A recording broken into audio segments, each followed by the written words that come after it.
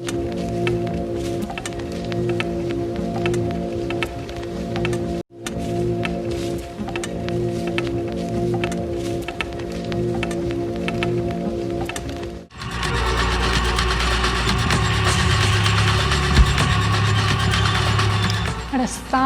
Vrt, ki ga preganja raj, je letošnja festivalska razstava, torej razstava festivala Sonika, ki poteka letos 12. leto zapovrstjo. Nahajamo se v galeriji Ekurna in to prizorišče je letos nekako osrednje prizorišče festivala. Namreč v času epidemije smo se nekako soočili z popolno zamrznitvijo glasbenega sveta, glasbene industrije in smo se spraševali, kako lahko umetnikom ponudimo neke vrste zatočišče ali podporno okolje. In odločili smo se, da bomo umetnikom, ki bi jih sicer povabili, da nastopijo na glasbenih odrih, da jim bomo ponudili pravzaprav umetniške rezidence in naročili nova njihova dela. Produkt oziroma iz tega je nastala ta razstava, ki pa pravzaprav se ne nahaja samo znotraj teh galerijskih prostorov, ampak sega tudi izven galerijskih prostorov. Namreč umetniki so razvili tudi zvočne vrtove oziroma 4-kanalne zvočne kompozicije za javni prostor, s katerimi naseljujemo različne mestne vrtove tekom festivalskega tedna.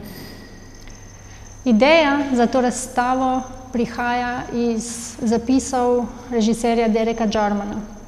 Namreč Derek Jarman je, ko je zbolel za virusom HIV, se odločil, da se bo posvetil gojenju vrta. Kraj, ki ga je izbral, je bil puščoben, v bližini nuklearke, za rastlinstvo zelo težaven, ampak kljub temu se je temu vrtu celostno posvetil, tudi pisal veliko o tem, posnel film The Garden in vrt je pravzaprav postal nekakšna celostna umetnina.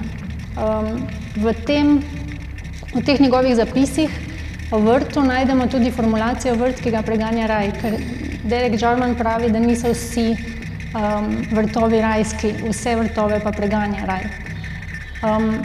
S tem se on nanaša predvsem na to dejstvo, da so nekateri vrtovi zelo regulirani in urejeni, ampak on pravi, da so rajski tisti vrtovi, ki so bujni in ki rastejo po svoje, pravzaprav v katere minimalno posegamo in pri katerih recimo tisti vrtnar izhaja iz samih lastnosti pokrajine in jo ne poskuša sebi prilagoditi. Se pravi, vrt kot neko miselno stanje, pa tudi kot proces, kot celostna umetniška oblika, pravzaprav predstavljam osrednjo metaforo letošnjega festivala. In na nek način smo vrtove v času velikih pretresov, ki smo jih letos doživeli, ponudili tudi 5 umetnikom, ki tukaj razstavljajo.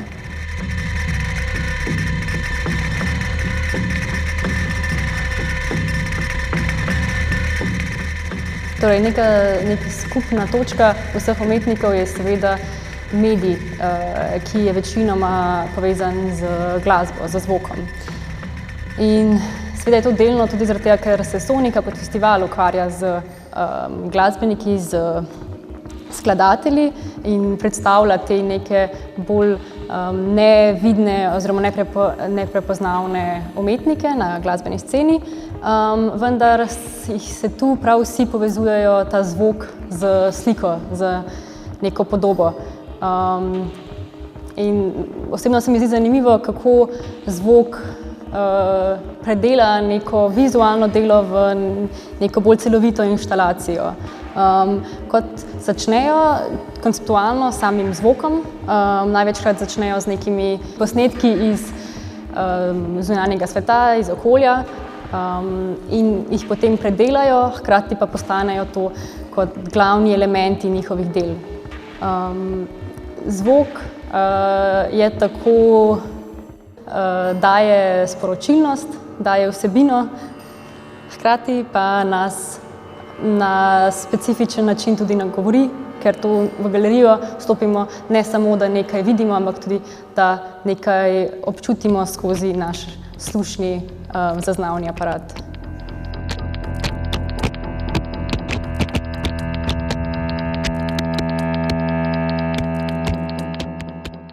Delo Simine Oprescu, romunske skladateljice in vizualne umetnice, za svojo nekako srednjo temo jemlje otroško igro Ristanc. Nastal je pravzaprav nekako dvojno delo. Eno je video instalacija, ki je na ogled tukaj v Ekurni. Drugi del je pa 4-kanalna zvočna kompozicija, ki bo na ogled na ploščadi Muzeja sodobne umetnosti na Metelkovi. Zdaj, ideja tega dela je igra, se pravi, umetnica raziskuje, kako v bistvu neke igre slučajev lahko vplivajo na estetske odločitve oziroma kakšno je razmerje med estetskimi odločitvami in nekimi naključji oziroma pravili. In ona si je kot neko mrežo pravil postavlja otroško igro Ristanc in iskala v njej nekakšne ritmične potenciale za zvočno kompozicijo oziroma za skladbo, ki bi nekako se igrala z zvoki v prostoru.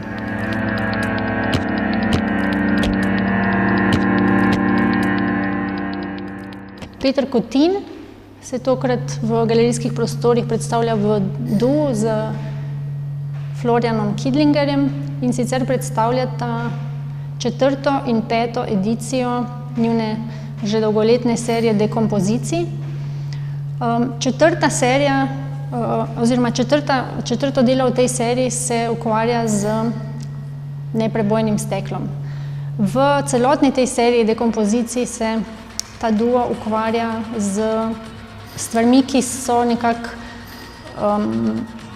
nedostopne človeškim čutilom in jih ozvočujeta in na podlagi njih tudi komponirata različne zvočne kompozicije in vizualne kompozicije. Tako da to 4. delo, v tem 4. delu sta ozvočila neprebojno steklo in posnela te mikroteksture, ki so nastajale, ko je to neprebojno steklo pokalo. Se pravi, gre nekako tudi za simbolno, za nekako vizualizacijo in ozvočevanje nekega zelo nasilnega procesa, se pravi popolno izgubo varnosti, ki pa v bistvu poteka tako, da je pravzaprav ne moremo zaznati razen z neko posebno opremo. V drugem delu, ki ga predstavljata, ki se pa imenuje Vročina, pa sta ozvočila in posnela, kako se klasična glasbila segrevajo, ko igramo nanje. To tudi spet nekako, ne bi rekla ravno nasilje, ampak vsekakor pa pritisk oziroma uporabo klasičnih glasbil, zato da lepo zvenijo, sta potem uporabila tudi kot osnovo za zvočno kompozicijo, ki jo nekako prepletata z najhladnejšo skladbo, klasično skladbo Schuberta, Zimsko popotovanje. Pri njiju gre, kot sem že rekla, vedno za nekako preizpraševanje tega, česa vsega ne slišimo, ne čutimo z našimi človeškimi čutili, ampak po drugi strani gre pa vedno tudi za neko njuno poseganje v različne površine. Se pravi, sopostavljata te dve nasprotujoči si silnici. V sklopu teh serij dekompozicij pravzaprav že ves čas nastajajo tudi zvočni zapisi in del razstave so tudi plošče, ki so nastale z posnetki teh dekompozicij, ki si jih lahko poslušate za nami.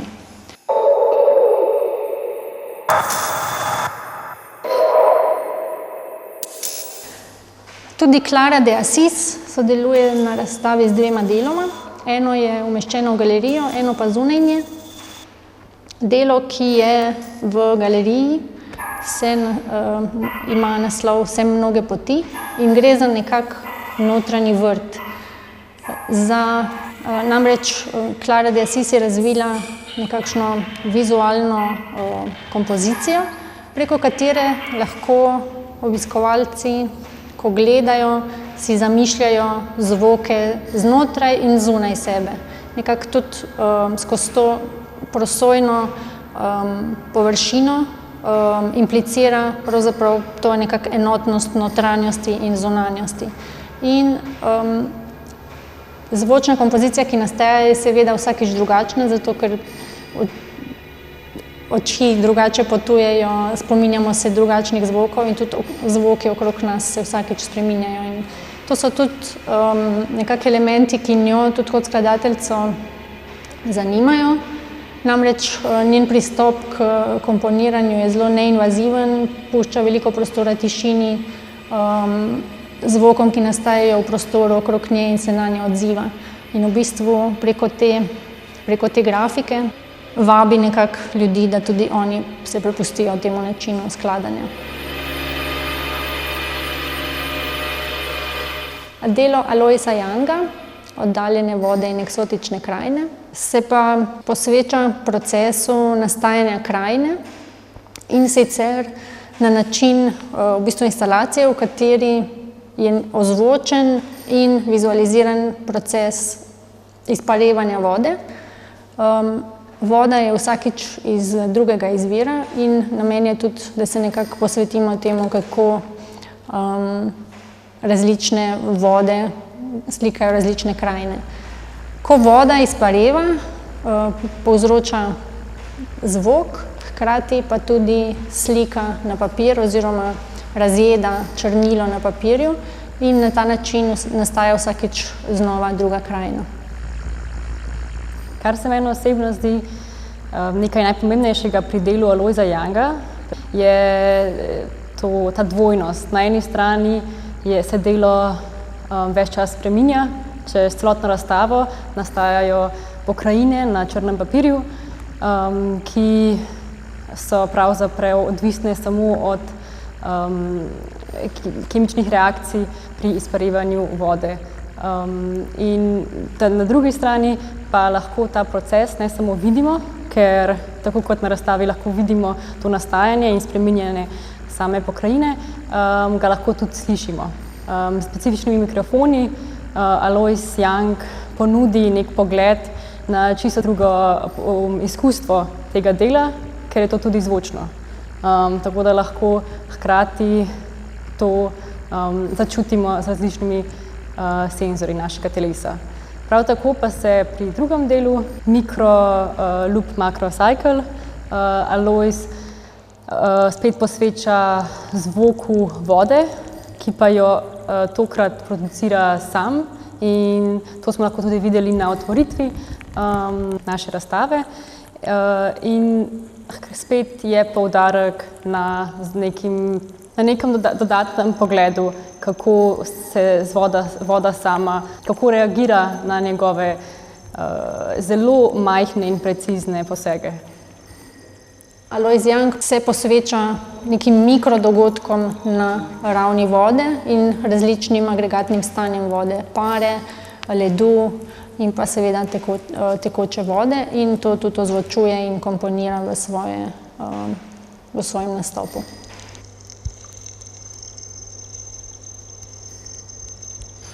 Svetlana Maraš v instalaciji, ki jo predstavlja na razstavi, se ukvarja z vprašanjem, kako opredmetiti zvok, se pravi spet z nekim fizičnim aspektom zvoka.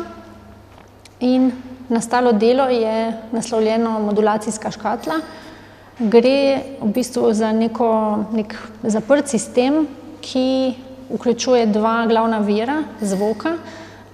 Prvi vir je v bistvu vizualizacija zapisa enega patcha iz Synthia 100, se pravi, to je en legendaren synthesizer iz 70-ih, s katerim se ona ukvarja tudi sicer, kjer dela na Radiu Beograd. Po drugi strani pa, oziroma drugi del te zvočne instalacije pa je mehanski zvok zvonca. In ta dva vira sta nekako povezana, ker namreč ta vizualizacija, ki izgleda samo kot serija številk in črk, je pravzaprav dešifriran zvok tega zvonca in vzorca oziroma ritma, kako se ta vzorec pojavlja. Tako da imamo v bistvu hkrati vizualizacijo v nekem zelo fizičnem, trajnem objektu, hkrati pa nekaj popolnoma efemernega, kar nekako v človeškem zaznavanju takoj izgine. In ta dva elementa sta povezana v neskončno, pa tudi simbolno zanko.